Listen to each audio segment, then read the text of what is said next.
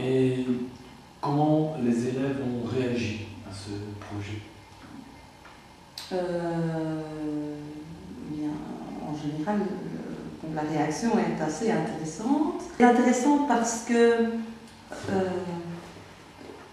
ça soigne leur motivation, je voudrais dire. Donc, se mettre en route pour écrire un email, se mettre en route pour...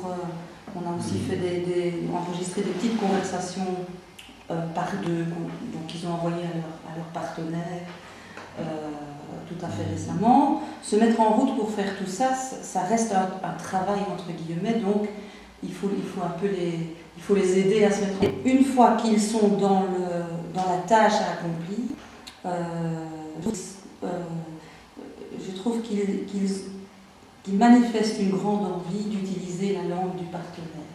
J'ai été surprise, par exemple, lors des petites conversations, donc je leur ai demandé de se poser des questions l'un à l'autre, tant en français qu'en néerlandais, et d'y répondre aussi en français et en néerlandais. J'ai été surprise de voir que les élèves avaient tendance à essayer d'utiliser le néerlandais plutôt que le français. Même chose maintenant,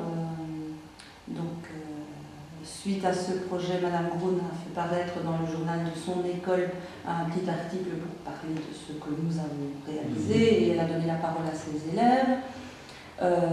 J'ai lu cet article et les réactions des élèves avec mes élèves cette semaine.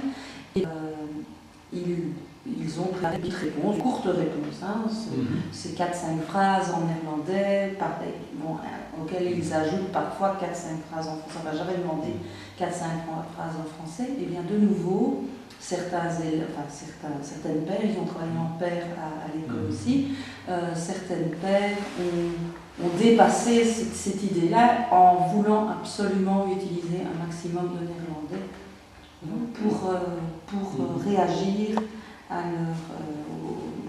ce que les partenaires avaient écrit dans